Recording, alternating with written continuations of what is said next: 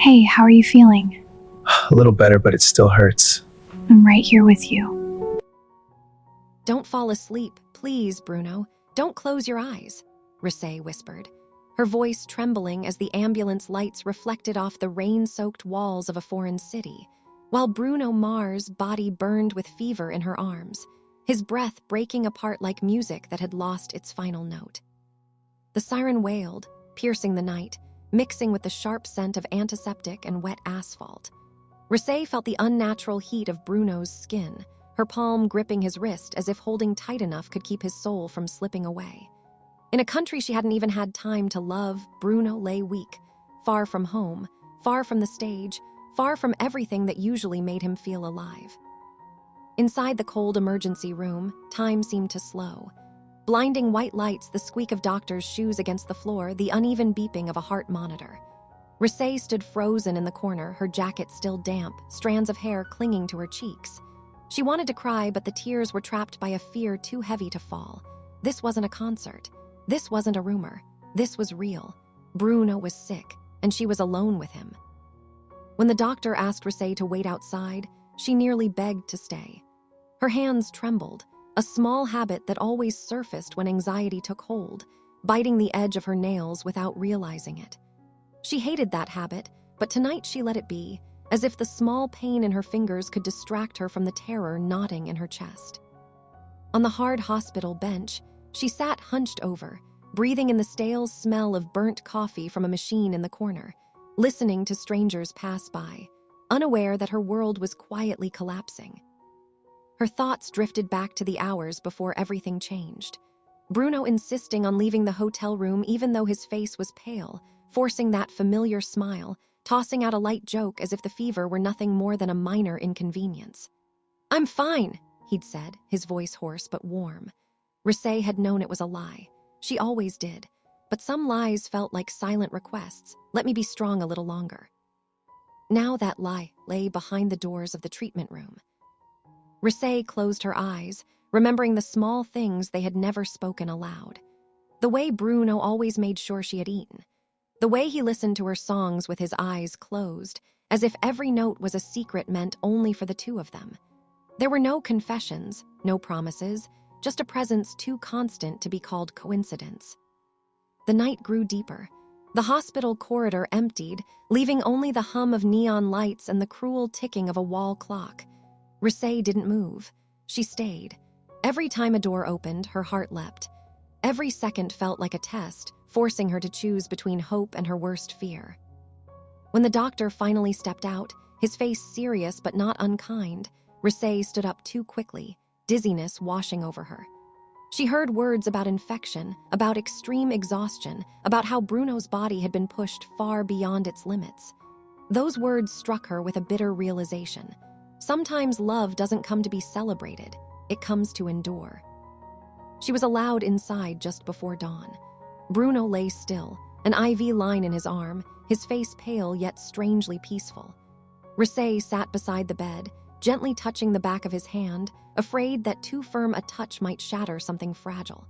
She spoke softly about trivial things, about the morning sky that would soon appear, about music they hadn't yet listened to together. In this foreign land, without witnesses and without words of love ever spoken, Rosé chose to stay. Through the entire night, she didn't go anywhere. Because there is a kind of love that never asks to be named, yet feels most real when everything is almost lost. "Rosé!" Bruno's voice broke the silence like a cracked note, low and rough, pulling her violently out of her thoughts. She looked up so fast her chair scraped against the floor. His eyes were half open, unfocused, lashes trembling as if the effort alone hurt. Relief hit her so hard her knees almost gave out. "You're not allowed to scare me like that," she said, trying to sound firm, but her voice betrayed her, shaking on every word. Bruno exhaled slowly, a faint, crooked smile tugging at his lips. "Guess I failed that part." She laughed once, sharp and breathless, then pressed her fingers against his hand as if anchoring herself to something real. His skin was cooler now, but still weak, fragile in a way she had never associated with him. Bruno Mars was supposed to be unstoppable. On stage, he burned. Here, he flickered. How long was I out? He asked. All night, Rosé replied. You don't remember. He frowned, eyes drifting to the ceiling. I remember you yelling at me, and then nothing. Her jaw tightened. I wasn't yelling. You were definitely yelling, he murmured, very passionately. She leaned closer, eyes blazing. You collapsed in the hotel bathroom, Bruno. You wouldn't answer me. Do you have any idea what that did to me? That finally got his full attention. His gaze locked onto hers, something raw and guilty surfacing beneath the fatigue. I didn't want to cancel the show, he said quietly. Everyone flew in, the crew, the fans, you. You think I care about a show? Her voice cracked. I thought you were dying. The word hung between them, ugly and too real. Bruno swallowed hard. I've been sick before. Not like this, she snapped. Not unconscious in my arms in a country where we barely speak the language. He turned his head away, shame creeping into his expression. Silence stretched, thick and heavy, broken only by the steady beep of the monitor. After a moment, he spoke again, softer. I don't know how to stop. Rosé blinked. Stop what? Pushing, he said. Proving, pretending I'm made of something I'm not. She stared at him, stunned by the honesty. Bruno rarely said things like that. He joked, he deflected, he sang, he didn't confess. You don't have to be indestructible, she said slowly. Not with me. He looked back at her then, eyes dark and searching. That's the problem, Rosé. With you, I don't know how to hide. Her breath caught. The air between them felt charged, dangerous. This was the edge they had danced around for years, always circling, never stepping over. A knock on the door shattered the moment. A doctor entered, followed by a woman in a sharp blazer speaking hurriedly into her phone. Bruno's manager. The room instantly felt smaller. We need to talk, the manager said, eyes flicking from Bruno to Rosé. This can't leak, not now. Rosé stood up slowly. He nearly collapsed on stage. People deserve to know. No, the manager replied firmly. People deserve the illusion. The tour is at stake. Bruno closed his eyes. I can't perform tonight. There it was, the unthinkable. The manager stiffened. You're under contract. Rosé stepped forward, her voice cutting through the tension like a blade. He's not a machine. The manager scoffed. And you are. The question landed harder than intended. Bruno opened his eyes. She's staying. A beat, then another. I didn't agree to that, the manager said. You don't get a vote, Bruno replied, calm but unyielding. Not this time. The room buzzed with unspoken threats and consequences. Finally, the manager sighed sharply. Fine, but if this gets out. It won't, Rosé said. I promise. When they were alone again, Bruno let out a shaky laugh. You just scared the hell out of her. You scared the hell out of me, Rosé replied, sitting back down. Her hand found his again, this time he didn't pull away. He tightened his grip just slightly, as if afraid she might disappear. Why are you still here? He asked quietly. She hesitated. This was the question they had avoided for too long, because the answer would change everything. Because when you closed your eyes, she said, voice barely above a whisper, I realized I don't know how to leave. His chest rose unevenly. Rosé. Don't, she interrupted. If you say it, I might break. He didn't argue. He just looked at her, really looked, memorizing her like a melody he was afraid he'd forget. Outside, the city woke slowly, unaware of the fragile truth unfolding in a small hospital room.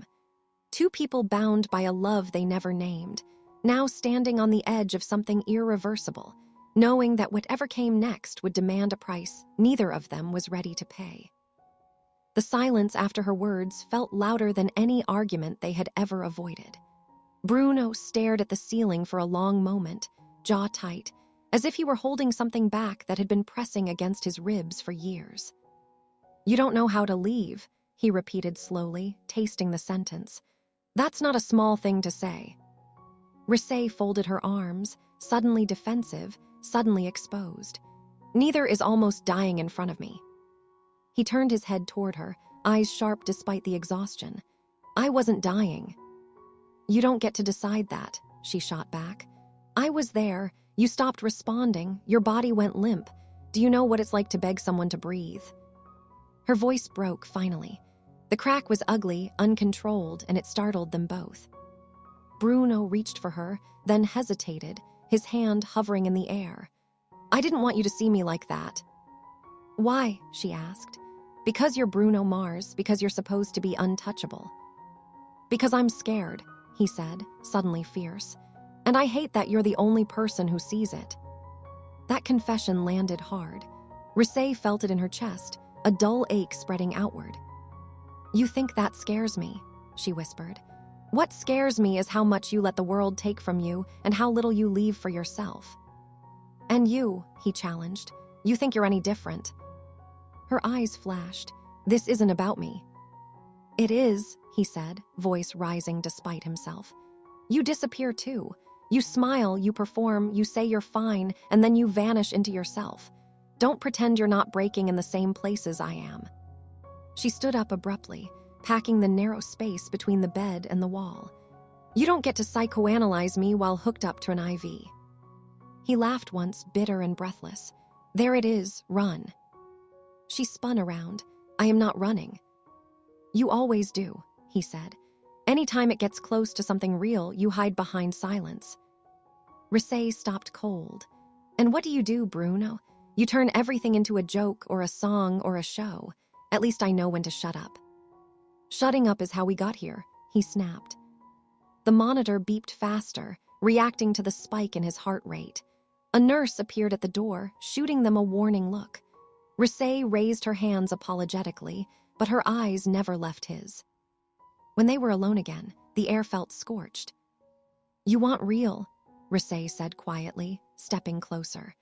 Real is me sitting on a cold hospital floor at 3 a.m, thinking that if you didn't wake up, I'd lose something I never officially had. Bruno's throat worked. That's not fair. I know, she said. Love rarely is. He laughed again, softer this time, almost broken. You said it. I didn't say your name with it, she replied. Don't push me. He closed his eyes. I'm tired of pretending this is just timing or coincidence or whatever excuse we've been hiding behind. So am I, she admitted. But saying it out loud doesn't magically make it easier. No, he agreed. It makes it terrifying. The door opened again, this time not a nurse. A phone buzzed loudly in Rosé's pocket. She glanced at the screen and froze. What is it? Bruno asked. They're already talking, she said slowly. Online, someone saw the ambulance. They're speculating. He sighed, a long, weary sound. Of course they are. They're asking if I was with you, she continued. They're connecting dots we never let exist. Bruno looked at her carefully. And I didn't deny it, she said. I couldn't. His eyes widened slightly. Rosé. I'm done lying, she said, voice steady now. I won't feed them details, but I won't erase myself either. A long pause stretched between them. You know what that means, he said. Yes, she answered. It means they'll judge, they'll twist it, they'll make it ugly. And it could cost you, he added. Us.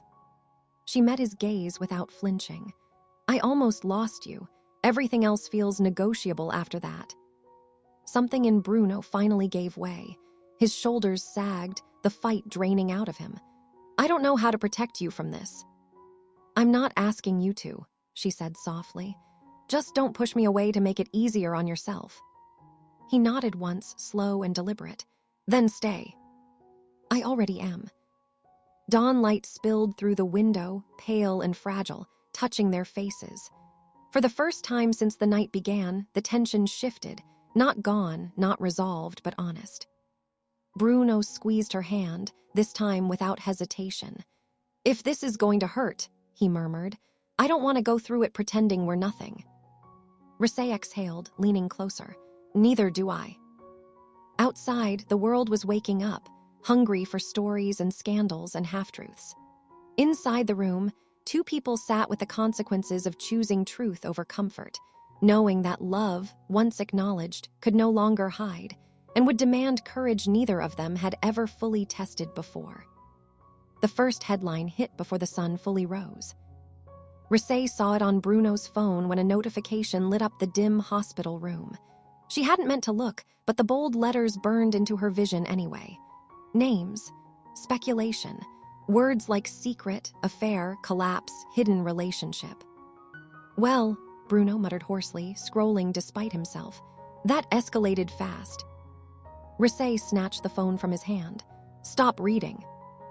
You think I haven't lived my whole life being read, he replied, irritation flashing through his fatigue. Let me see what they're saying.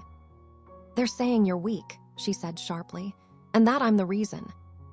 That made him sit up despite the protest of his body. What? They're implying I distracted you, that I'm a liability, her jaw clenched, that I shouldn't have been there. Bruno laughed, but there was no humor in it. Of course they are. A knock interrupted them again. This time it was harsher, more urgent. Two people entered, his manager and a publicist, faces tight with controlled panic. We need a statement, the publicist said immediately. Now, before this turns into something unmanageable.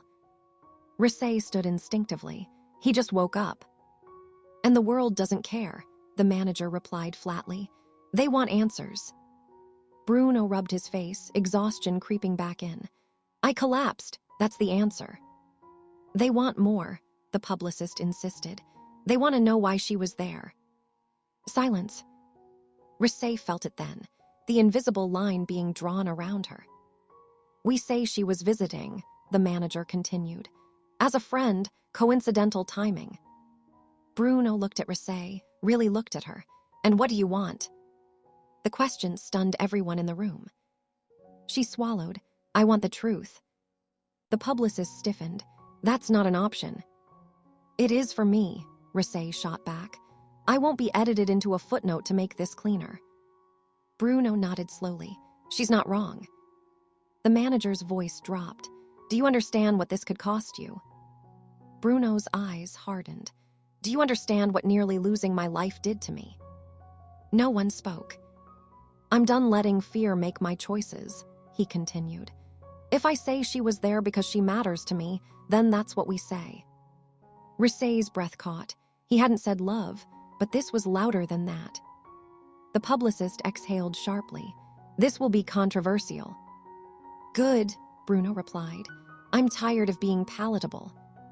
After they left, the room felt hollow, like it had been gutted. You didn't have to do that, Rosé said quietly. Yes, I did, he replied.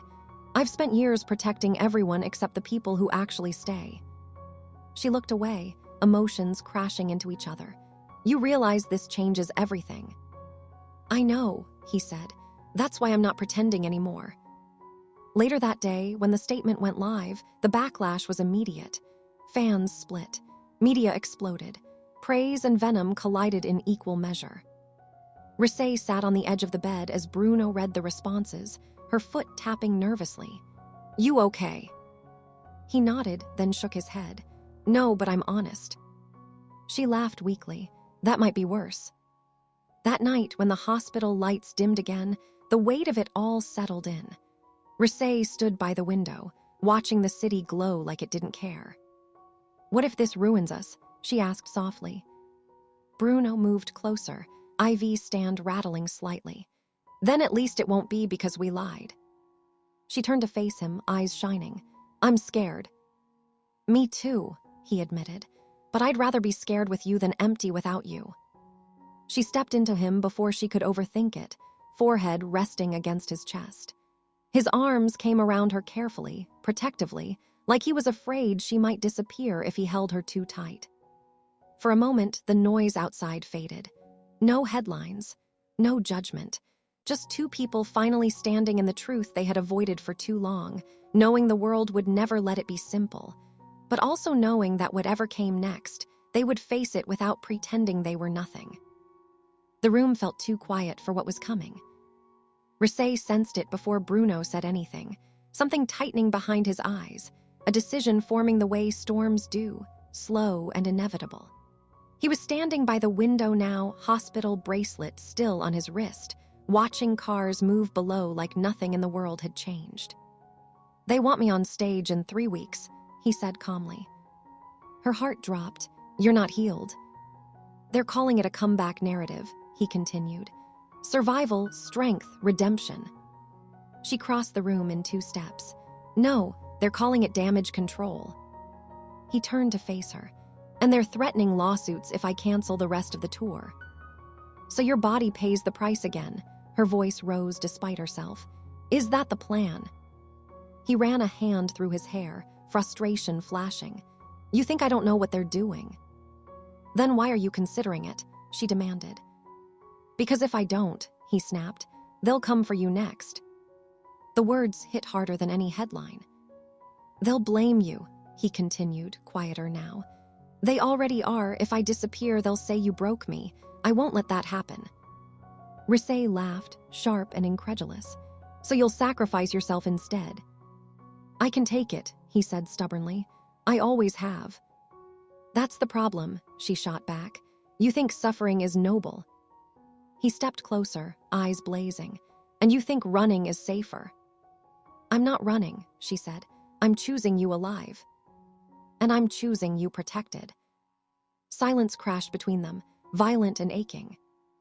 You don't get to decide what I can survive, she said finally. Stop trying to be my shield. And you don't get to pretend this world is kind, he replied. It will eat you if I let it. Her voice softened, dangerous in its calm. You're not letting it, you're feeding it. That broke him. Bruno turned away, shoulders shaking once before he caught himself. I don't know how to exist without giving everything away. Rosé stepped behind him, resting her forehead between his shoulder blades. Then learn, or you'll disappear even if you're breathing. He turned, and suddenly the fight drained out of him. If I walk away, if I choose rest, truth, us, I might lose everything. She met his gaze. You already almost did. That night, the decision detonated publicly. Bruno posted a message himself. No manager, no filter, no apology. He spoke about collapse, fear, boundaries, and love without numbing it, but without hiding it either. He canceled the tour, indefinitely. The backlash was immediate and vicious. Contracts threatened. Fans divided. Some called him brave, others called him selfish. Rosé's name trended alongside his, dissected and distorted. She watched it all unfold beside him, heart in her throat. They're tearing you apart. He nodded. I know. Do you regret it? He looked at her, exhausted but steady. Ask me if I regret waking up. She shook her head, tears spilling freely now. Weeks passed. The noise slowly dulled into a distant roar. Bruno healed, not just physically, but in ways no doctor could chart. They left the city quietly, no announcements, no photographs, just distance, space, air. One evening, months later, they sat on a quiet balcony overlooking nothing spectacular. Just lights, just night, just peace. Rosé broke the silence. You never said it. He smiled faintly. Neither did you. Say what you mean, she said. He took her hand, thumb brushing the familiar tremor in her fingers. I mean that I love you without knowing how to do it safely. I mean that choosing you scared me more than losing the world, and I chose you anyway. She exhaled, laughing through tears. I mean that I stayed even when I was terrified, that I stopped hiding, that I love you not because you're strong, but because you're human. They sat there, no cameras, no audience, no illusion. Some love stories end with declarations shouted to the world. Theirs ended with something quieter, heavier, and truer. Two people who survived each other's worst moments and chose honesty over applause. And somewhere far away, the world kept spinning, never fully knowing that the bravest performance Bruno Mars ever gave wasn't on a stage at all, but in a foreign night where love was finally spoken, not for the crowd, but for the one person who stayed when everything else fell away.